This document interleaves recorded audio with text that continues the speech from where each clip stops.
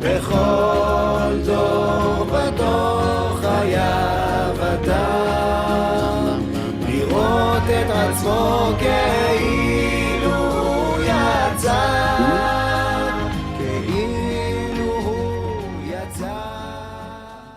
Je passe tout de suite le micro à Shraga Bloom. Est-ce qu'il est parmi nous? Alors, Erev Tov à mes amis en Israël et à Lausanne, ou mes amis lausannois en Israël. Donc, je vais faire 3 extraits de chants qui sont interprétés à la fin du Seder, au moment où tout le monde a envie de dormir, après un bon repas. C'est pour réveiller un peu les convives autour de la table. Alors, je commencerai par un extrait de Hadirou, que tout le monde, dans le monde ashkenaz, tout le monde connaît, qui est un texte d'origine allemande apparemment, et dont la mélodie, d'après ce que j'ai vu, date de l'époque des troubadours, c'est-à-dire entre 12e et 14e siècle. Voilà. Adiru, adiru, yivne beto bekaro, bimeira, bimeira, biyameinu bekaro, bekaro, el bene betra bekaro, bachuru gadolu, דגולו יבנה ביתו בקרוב, במהרה, במהרה, בימינו בקרוב, בקרוב. אל בני ביתך בקרוב, אדורו ותיקו זכאיו, חסידו יבנה ביתו בקרוב, במהרה, במהרה, בימינו בקרוב, בקרוב, אל בני ביתך בקרוב, etc. Je ne chante pas tout, sinon on va se croire au Seder. Je passe à Echad Miodea, qui est aussi un texte très ancien et qui se chante d'ailleurs dans beaucoup de langues différentes, même en dialecte, yiddish. Mais la première fois qu'on le trouve, c'est dans la Haggadah de Prague, fin 16e siècle. La mélodie, je ne sais pas, je pense que c'est une mélodie israélienne. Je ne vais pas le chanter en entier, évidemment. Echad mi yodeya, echad ani yodeya, echad Elokeinu, Elokeinu, Elokeinu, Elokeinu, Elokeinu, שבשמיים ובארץ, שניים מי יודע, שניים אני יודע, שני לוחות הברית, אחד אלוקינו, אלוקינו, אלוקינו, אלוקינו, אלוקינו, שבשמיים ובארץ, שלושה מי יודע, שלושה אני יודע, שלושה אבות, שני לוחות הברית, אחד אלוקינו, אלוקינו, אלוקינו, אלוקינו, אלוקינו, שבשמיים ובארץ. Je passe au dernier, qui contient en fait toutes les autres versions. שלושה עשר מי יודע, שלושה עשר אני יודע, שלושה עשר מדיה, 12 כפתיה, 11 כוכביה, 10 דבריה, 9 יחי לידה, 8 ימי מילה, 7 ימי שבתא, 6 סדרי משנה, 5 חומשי תורה, 4 אמהות, 3 אבות, שני לוחות הברית, אחד אלוקינו, אלוקינו, אלוקינו, אלוקינו, אלוקינו, שבשמיים ובארץ. Je précise qu'il n'est nullement obligé de réciter ce paragraphe en une respiration comme les 10 fils d'Aman. Hein. C'est pas, d'ailleurs, ce serait plus difficile encore. Je passe au dernier chant, Agadia. Alors là, je vais chanter la version que nous chantions chez nous à la maison avec mes parents. Je ne sais pas quelle origine, alsacienne sûrement. חד גדיה, דזבין נבא בתרזוזי חד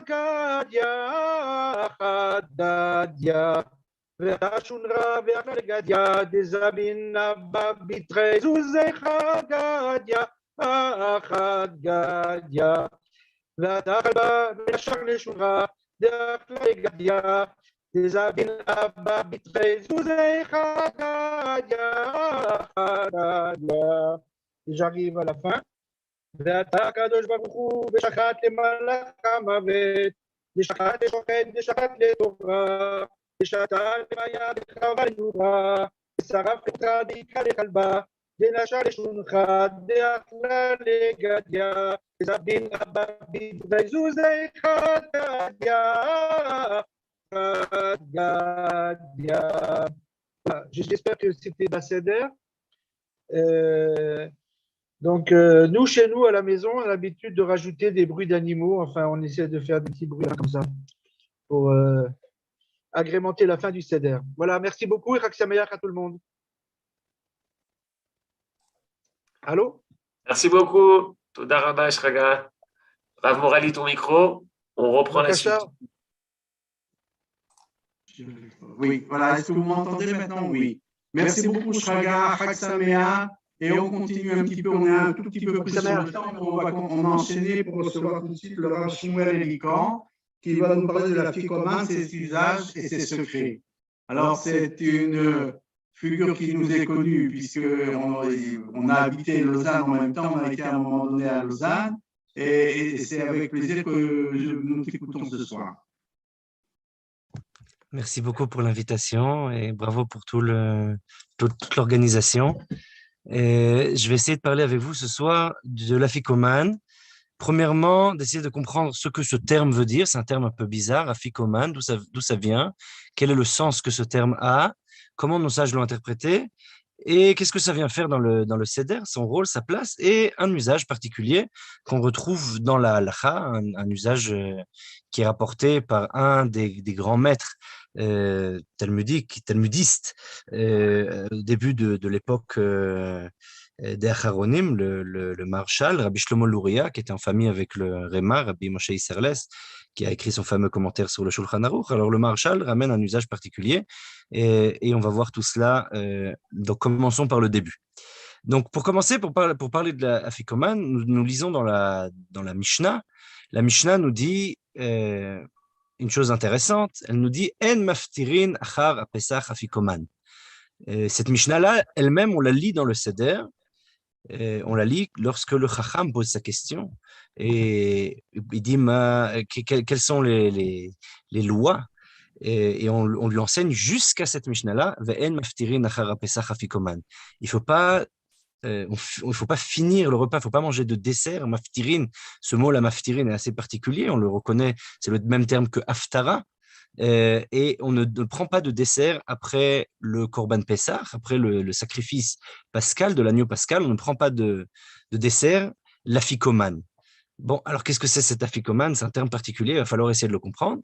La Gemara là-bas pose la question, on dit Maï afikoman, qu'est-ce que l'afikoman? Amarav, shelo yakru mi chavura le chavura. On n'a pas le droit de passer d'un groupe à l'autre. À l'époque du temple, il y avait un agneau pascal qui se mangeait en groupe, par groupe de 30 personnes, plus ou moins. Enfin, en tout cas, au minimum. Et c'est ce que dit le Talmud dans le traité de Psachim, qu'il fallait être au moins 30 pour manger ensemble. On était un groupe, on se mettait ensemble pour manger un agneau pascal. On le mangeait, c'était comme manger un shawarma. On avait la matzah, qui était une matzah molle, comme on peut voir par exemple chez certains yéménites ou certaines...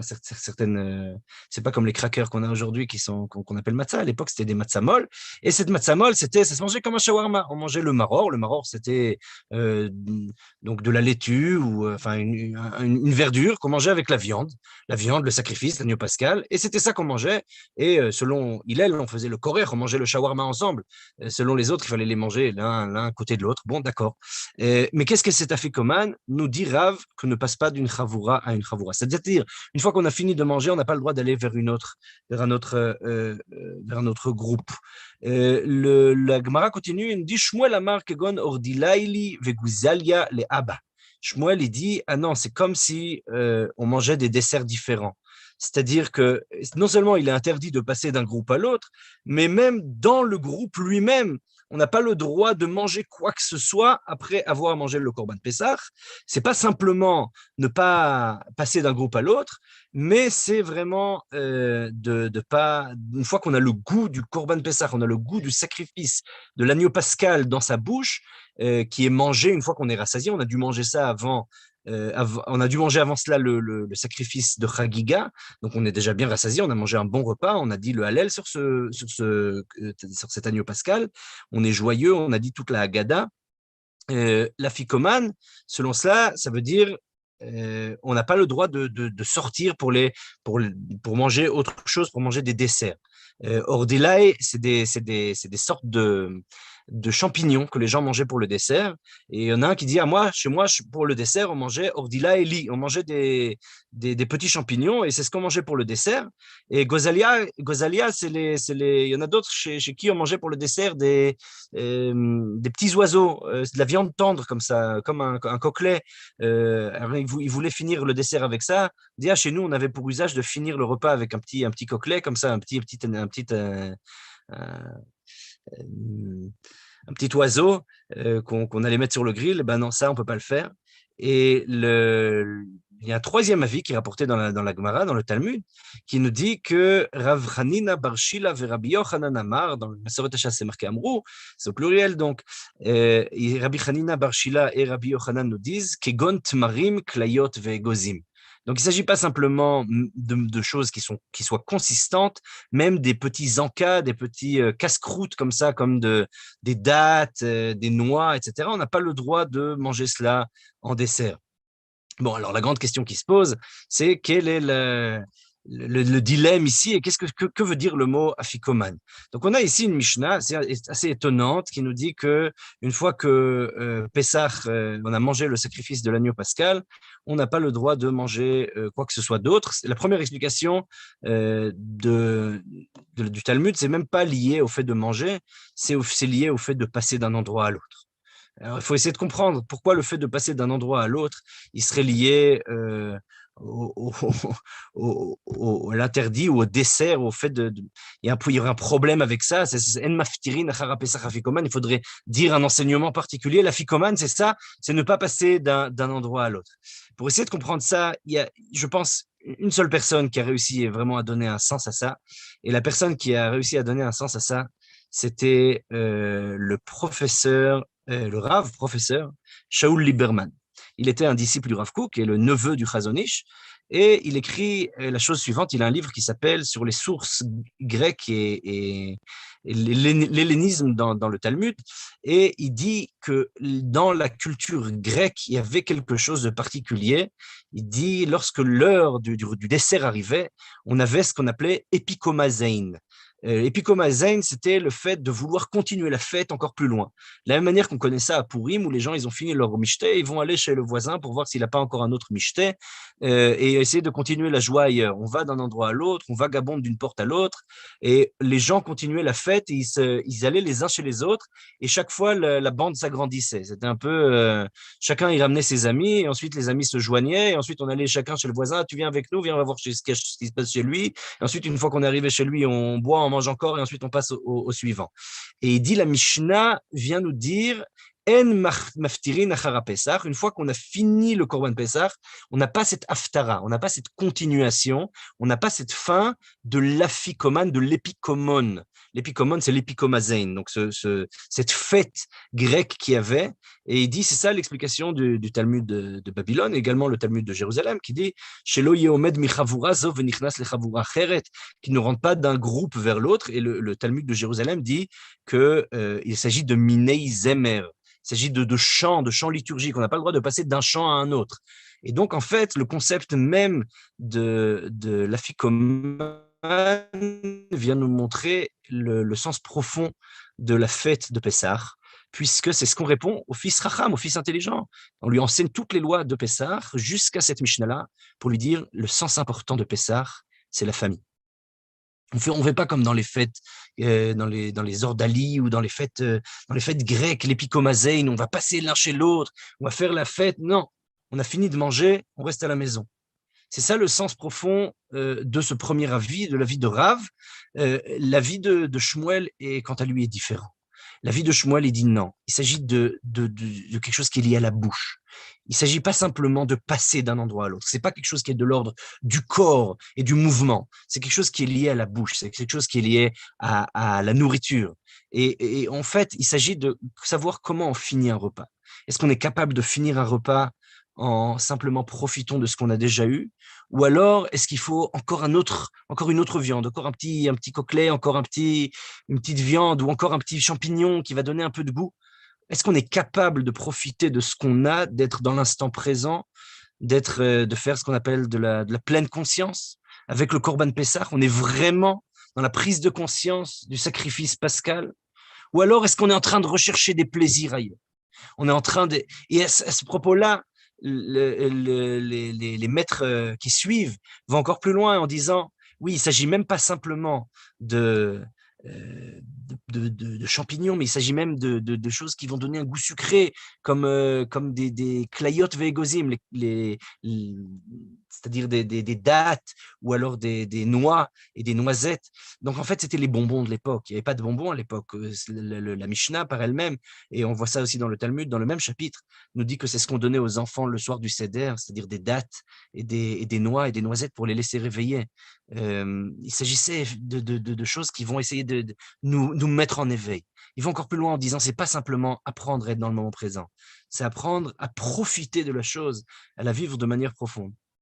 Donc, on a ici vraiment une compréhension de finir le Seder par l'afikoman. L'afikoman, c'est quelque chose d'important, nous dit le Talmud, c'est quelque chose qui nous permet de voir le sens profond de la soirée du Seder, le fait d'être en famille, le fait de manger ensemble, le fait de ressentir le goût du Korban Pessah. Bon, mais tout ça, c'est bien gentil, mais aujourd'hui, nous n'avons pas d'agneau pascal. Le Korban Pessah, le soir du Seder, ça ressemble pas forcément à ce qu'il y avait à l'époque où on mangeait en groupe de 30 une sorte de shawarma géant. Donc, c'est pas exactement la même ambiance. Et on n'a pas non plus cette culture, enfin peut-être à Purim, dans certains endroits, on n'a pas non plus cette culture de l'épikomazein. Les gens, ils sont très bien chez eux, chacun vit chez soi, et on n'a pas cette culture d'aller les uns chez les autres, festoyer, et de prendre la bande de copains et de continuer plus loin. Et donc, on ne connaît pas vraiment cela. Alors, qu'est-ce que l'afikoman aujourd'hui? Est-ce que ça a encore un sens, tout ça, aujourd'hui?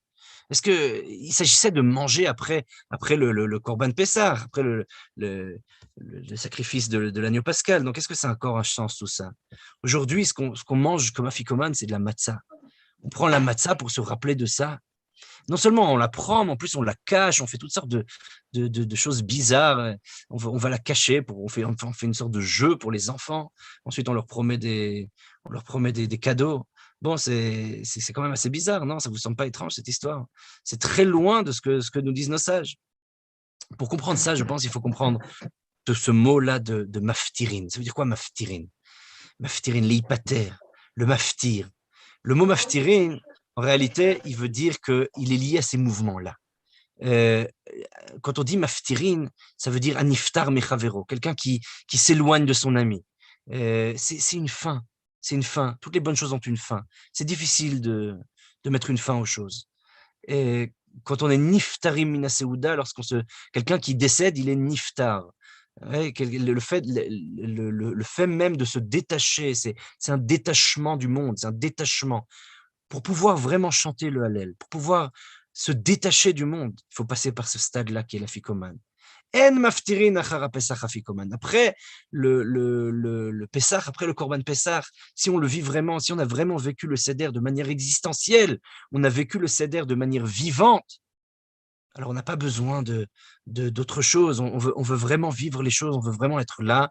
On n'a pas besoin pour pouvoir se détacher d'un objet de transition, comme par exemple le proposait Winnicott pour les enfants qui ont besoin d'un objet transitoire pour pouvoir se détacher. On doit pouvoir être capable de faire ce mouvement nous-mêmes. On doit pouvoir ressentir la liberté à tel point que nous-mêmes fassions cette transition-là. De la même manière que le maftir, il vient suivre la lecture de la Torah pour qu'on puisse se séparer de la lecture de la Torah qui est tellement dure. Eh bien non, là, ici, il n'y a rien. C'est une rupture nette. On doit vraiment, vraiment vivre la chose jusqu'au bout pour pouvoir chanter le Hallel. Et le Abudraham, il ramène ici une explication extraordinaire. Il dit que maftirin, ça vient du langage ptichat pe ladibour. C'est le fait d'ouvrir sa bouche à la parole. Jusqu'à maintenant, on n'a pas parlé, tout le Maguide, on n'a pas parlé. Le soir du Seder, on n'a pas parlé, on n'arrête pas de faire ça, on n'arrête pas de parler. Le seul organe qui fonctionne plus ou moins durant le soir du Seder, c'est la bouche. On parle. Et l'Abudraham, il dit c'est ça. En maftirin achara pesach afikoman. Il n'y a plus besoin de parler à ce moment-là, on commence à chanter. Alors, c'est quoi ce jeu qu'on fait avec la matzah? Et Rabbi Moshe Zakout, qui était un rabbin italien au XVe siècle, au XVIe siècle, écrit que tout ça dépend de la compréhension du concept d'afikoman. Que veut dire le mot afikoman? Alors, on a dit ça peut venir d'epikomazein, ce culte grec qu'il y avait, mais on peut aussi comprendre que ça veut dire afikou man. Donnez-moi la manne, donnez-moi le dessert, donnez-moi quelque chose, amenez-moi encore quelque chose. Et c'est comme un ordre qu'on donnerait. Et d'autres ont donné d'autres explications. Apikumana, sortez les outils, les ustensiles dans lesquels on a mangé. Ça y est, on a fini. On peut se débarrasser de tout ça. Il dit, c'est de cela que ça dépend. En maftirin achara pesach afikoman. Nous, on va transformer ces outils-là par un reste de matzah, par quelque chose de brisé, par une demi-matzah. C'est ça qui nous reste de cet afikoman. Pour nous, l'afikoman, c'est devenu un rituel, un jeu. Ce jeu-là, c'est un jeu important qui va nous dire qu'il y a toute une symbolique, qu'il y a un mystère qui est voilé là-dedans et qui essaye de nous rappeler cette idée-là qui est véhiculée par la Mishnah et qui est de dire finalement, on est à la recherche de cette partie-là qui nous manque. On est à la recherche de cette partie brisée, de ce Korban Pessah, de cette vitalité, de cette capacité de rupture nette et de chanter maintenant en ayant fini, en ayant vécu le Korban Pessah. C'est ça qu'on fait par l'afikoman. On va chercher une moitié de matzah et on va la manger. Le fait de rechercher, de jouer par cette recherche, c'est faire mettre en action d'autres organes que notre bouche. On fait marcher le corps. Et c'est pour ça que le Maharshal, Rav Shlomo Luria, que j'ai cité au début, dit dans ses responsables, dans responsable Maharshal, au Siman Peichet, au Siman 88, il dit qu'il avait un usage particulier de prendre l'afikoman et de l'entourer d'une serviette. Il dit matmon dainu afikoman, et on va lui faire prendre une forme comme si c'était une pièce, recherchée, comme si c'était une perle rare, et on va la mettre sur son épaule, on va marcher avec elle comme si on marchait 4 pas et 4 amotes, 4 coudées, 2 mètres, et en disant c'est ainsi que nos ancêtres sont sortis d'Égypte. Et c'est ainsi que nos ancêtres sont partis avec leur reste accroché à leurs habits. Waouh! Il faut vraiment faire toute une mise en action, en exergue, se mettre en jeu pour pouvoir vraiment montrer cette idée-là de vivre ce passage-là de la sortie d'Égypte. Et en fait, on vit ici un languissement, ce que Rabbi Nachman de Breslav il appelle le gagoua, la nostalgie infinie. C'est cette volonté de se rapprocher de divin, de se rapprocher de l'infini, de se rapprocher de cette expérience du Korban Pessah, du sacrifice pascal, et du fait de vivre ça. Le Khatam Sofer, Rabbi Moshe Sofer, à la fin du XVIIe siècle, début du XVIIIe siècle, disait que le sacrifice de Pessah, on ne le connaît pas, mais le seul commandement qui nous reste de l'époque du Beth Amikdash qui est lié à la nourriture, c'est le fait de manger de la matzah. On dit on n'a plus les troumot, on n'a plus les maasrot, on n'a plus les dîmes, on n'a plus les prélèvements, on n'a rien du tout. Mitzvah de chala, on connaît plus. On ne sait pas ce que c'est, les matnot keuna, on ne sait pas. La seule chose qui nous reste, c'est le fait de manger la matzah. Le fait de manger la matzah, c'est un erzatz, c'est un remplacement pour ce qu'on essaye de rechercher, qui est vraiment cette expérience du divin. Mais le Maharshal, cette explication-là qui est donnée par le Rav Shlomo Luria, elle est quand même bizarre. Elle se base sur ce verset dans Shemot 12.34 qui dit que le peuple tenait son pain avant qu'il ne gonfle, donc sa pâte avant qu'elle ne gonfle. Misharotam tserurot besimlotam al shirmam. Ils le mettaient vraiment sur leur épaule et c'est vraiment accroché à leurs habits. Et le Rav Shlomo Kluger, il a écrit un livre, Rav Shlomo Kluger, donc c'est un rabbin au 19e siècle, fin 18e, début 19e siècle, un grand érudit, qui écrit un commentaire qui s'appelle Yiriot Shlomo. Et ce commentaire, donc, il est sur les propos du Maharshal, et dit en réalité, c'est pas ce qu'il dit ici le Maharshal, qu'il faut mimer la sortie d'Égypte. Ce ne sont pas nos ancêtres sortant d'Égypte que nous mimons, ce sont les frères de Yosef vendant leurs frères, et l'argent qu'ils mettent sur leur épaule, ce trésor, ce n'est pas le chametz, mais c'est l'argent qu'ils ont pris des Midianites, qu'ils ont vendu aux Ismaélites, de la vente. Et en fait, ce qu'on met en jeu ici, c'est simplement le fait d'avoir vendu notre frère. Et il s'agit ici d'une chazara b'tshuva, il s'agit ici de revenir, de faire repentance sur cet acte terrible, terrible, que des frères ont vendu leur propre frère. En tout cas, selon l'interprétation biblique qui lit les choses de cette manière-là. On sait par exemple que le Rashbam a lu les versets de manière différente, mais si on lit les versets ainsi, nous dit le Rav Shlomo Kluger, c'est comme ça qu'il faut lire cette allégorie-là, cette mise en mimique. Il s'agit ici d'une vente d'un frère qu'on remet en exergue en disant, voilà, c'est à cause de ça qu'on est allé, on est sorti d'Égypte.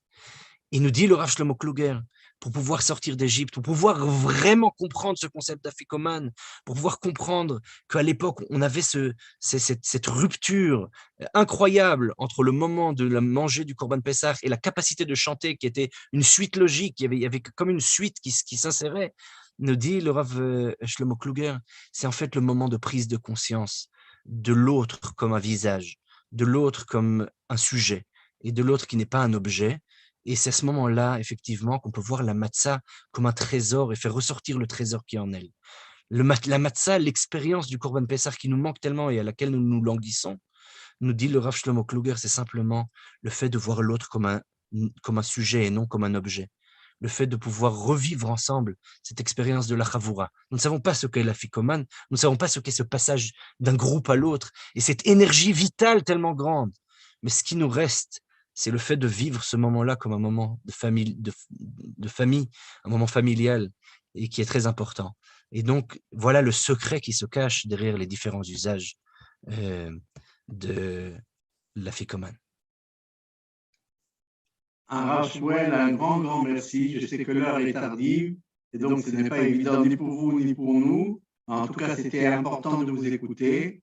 Et je m'excuse auprès du CAL pour le dernier intervenant, le Rav Gabriel Lévy, et on aura le plaisir de l'écouter une prochaine fois. Je ne veux pas abuser de votre temps, de votre patience maintenant, et ça sera donc une prochaine fois. Je souhaite à vous tous Chag Sameach, Pesach Kasher Sameach, un grand merci à nos intervenants, et nous avons pu nous enrichir comme ça le temps d'une soirée pour nous préparer à Bezrat Hashem, à la Lel, à Geoula, Bekarov. Bonne soirée à vous tous et à bientôt.